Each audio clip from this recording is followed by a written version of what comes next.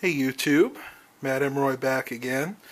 Well, it's finally here, the end of April, beginning of May, and there were two community garage sales today. And as you can see, I got a lot of stuff to talk about. There was one right there, both actually right close to my house, within 5 miles of each other. And boy, did I pick up quite a bit today. So this is going to take quite a bit, so let's go ahead and get started. First thing I have to show you guys, this was from the second community sale I went to, are these Hamilton Bay Fan and Light Company accent lights. Now I already have one of these open, so I'll show you what they look like. I paid $1 a piece for these, which is an okay price, as you can see. Now, this one doesn't have it on it, but they were originally $2 a piece. What these are used for mainly is track lighting. You actually turn these upside down like that, and you can wire them into a track lighting system, and that's what these are primarily used for. But you can see it also says use on floor to provide decorative illumination for plants and walls. What I like about it is these actually have an on-off switch on the cord, and you can actually plug these right in. And I bought 3 of these. This one I've actually opened. Go ahead and see if I can do this one-handed.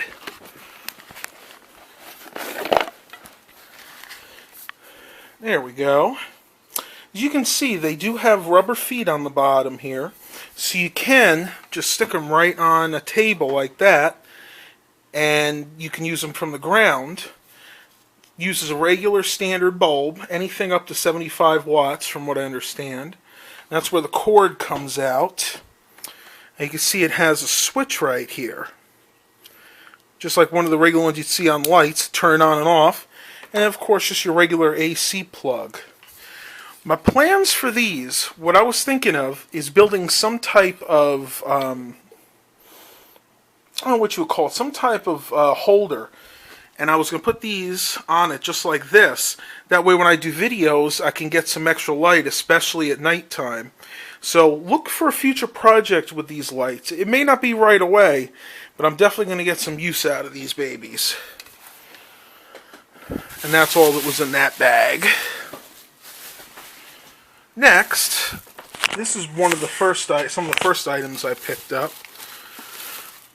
Got a copy of Frogger for the PC. This is the Hasbro Windows 95 version. I think I might actually have this, but I have no idea where it is. And for 50 cents, I could not complain. Disc is in very good condition, just a little dirty. What you're seeing there are just some smudges. Those should clean right up. So again, 50 cents for that. And then at the same garage sale for 50 cents... Okay, I guess I'll go through them. I got these 3 CD cases.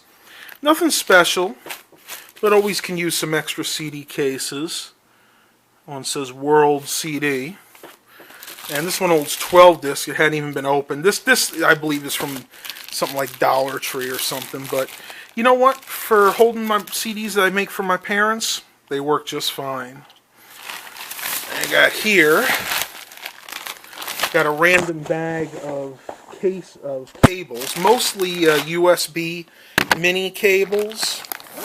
Got these for 50 cents a piece, but you can see right there, got the mini cable.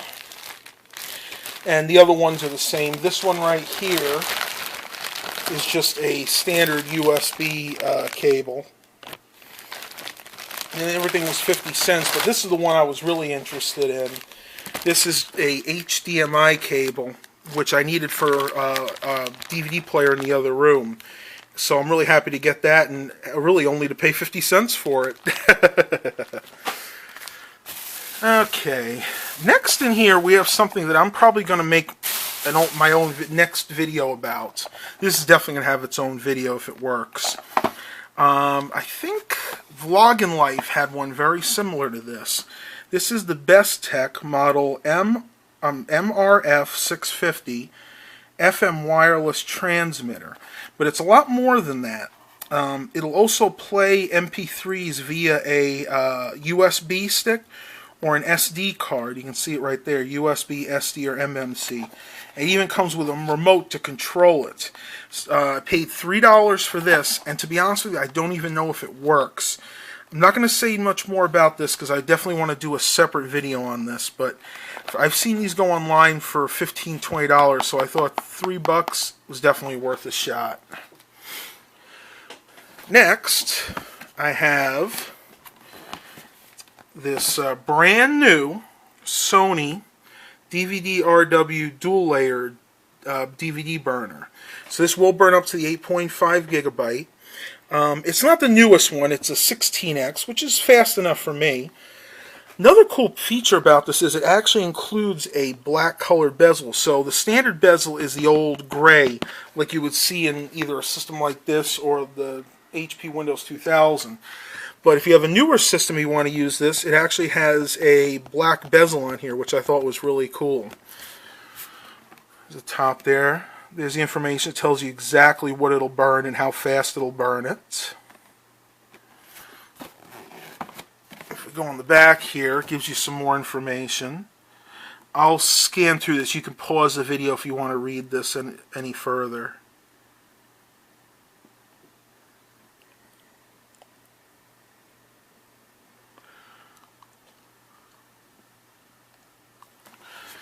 And this I paid $5 for, which I thought was an excellent deal considering it has never been used. If you look inside here, everything is still in its original packaging. This drive has never been used. Everything is still sealed. So I don't know what I'm going to do with this yet. This will probably be for a future build. May not be for me, but I'll definitely keep you guys up to date on what I do with all this stuff. It's so stiff because it hasn't hardly ever been opened. Probably opened once to make sure the contents were in there, and that was about it. Next we have, if I can get my hands on this, from the same garage sale is an external Hewlett-Packard LightScribe DVD burner, model HP DVD 840. Here's the information on that. Now, I also paid $5 for this, which I think I actually gave a little too much, but it was for charity. And, you know, if it's a charitable thing, this was for sending boys to camp, I don't mind paying a little extra. It had no cables with it, but you can see on the back it uses the standard USB 2.0 output. And then this is your power plug. Now, the reason I bought this is I can do two things with this. This is, for all intents and purposes, an internal DVD drive in there, so I could rip this out of the case, and it's probably just this IDE DVD burner, so I could take this out and turn it to an internal drive. But before I do that, I think I actually might have the correct power cable for this. I have some power cables that look very similar, and I remember having this drive in the past, so I'm going to look into that, and hopefully I can use this as it was intended to be used. Now next, I have this, let's bring it over here out a little bit out of the light. I have this NEC NEC Multi-Sync 17-inch model 1760V LCD monitor. Now this is definitely an older monitor. I would say this probably dates back to 2001, maybe 2002. Gave $5 for that, which is a decent price. I usually have to pay about $10 a piece for 17-inch monitors.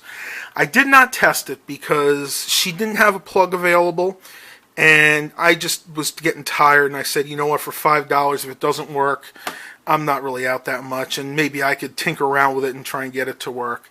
This is going to be the very next video. I'm going to go ahead and show you guys a test video of this monitor.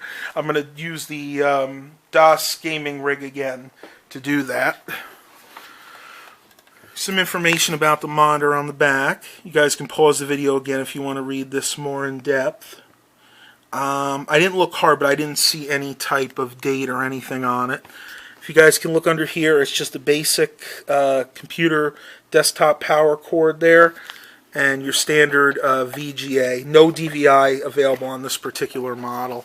But for the price, again, I'm not complaining. One other unique feature with these, because I've had these before, it actually has a total kill switch. It's not just a soft off. In other words, when you turn this off, there's still power going to the components of the monitor, the transistor, the capacitors, and everything.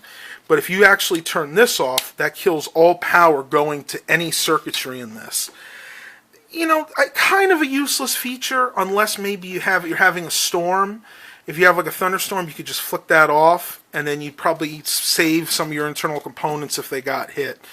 But other than that, I don't really see a need for that. All right. Now we're coming to this box. I got this box at the second community yard sale. You can see on here, I think he had it. You see where he had the price. Yep, there you go. Whole box for $3. And I'll be honest with you guys, other than the fact there's some speakers in here, I have no idea what I got. When I saw it was $3, I just took it and ran. So we're going to go ahead and look at it right now and see what I actually got. First thing that pops out is this. Maximize your multimedia experience. Choose the right 4Q speakers for your computer system. Can create an acoustical world of difference right in your home or office. Simplify your speaker selection process with the speaker checklist. That's interesting. It tells you exactly what each model is. So obviously this is a pair of desktop computer speakers. Let's see if we can get a model number on here. These looks like the 10-watt version, 4 ohms. There's the information on exactly what these are. Designed for Windows 95, so you can see how old these are. Wow, look at that. PNP compatible. This is at a time when plug and play was fairly new and people probably had no idea what the heck that meant. That's pretty interesting. That's cute. I've never actually seen a plug and play icon like that, magnetically shielded. That's important if you're putting this next to your monitor, because if it's not shielded, you're going to be doing some major damage to an old CRT monitor, because anything with a tube in it would drive this, if it wasn't shielded, would drive that crazy and you would get discoloration in your screen. So yeah, back when this was made, that was really, really important. And here's what they look like. 4Q Entertainment. Looks like they were originally $20. Somebody can tell me where these were sold. This doesn't ring a bell, this sticker. This might have been a local computer shop. I don't think any retail location I know of used a pricing sticker like that. You can tell it's for PC and Mac too. And it also worked with CDs, Walkmans, and portable notebooks. That's common with any of these types of multimedia speakers. There's a model, QXF4. Wow, so that was a pretty good deal, I think. Let's see what we got in here next. Looks like we got some other computer speakers in here. Cyber Acoustics, ew.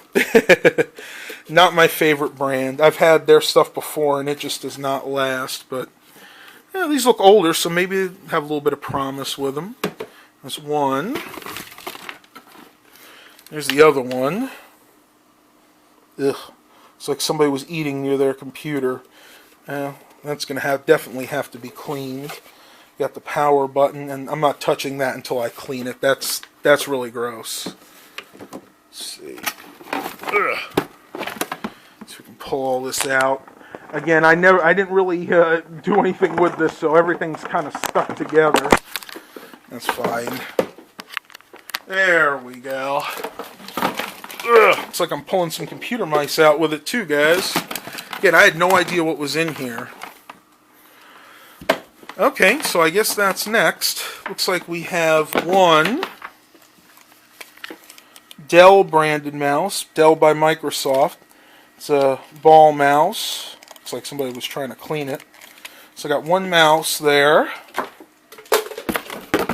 Got another mouse. Oh, this one's a little bit nicer. This is an A open. And this is an optical mouse. Both of these have PS2 ports on them, which I kind of like, because those are pretty much the computers that I use have PS2 ports. Looks like we have a old phone jack here, phone cord.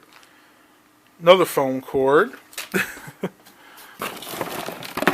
Oh, we got a little microphone. Check that out, guys. That might come in handy.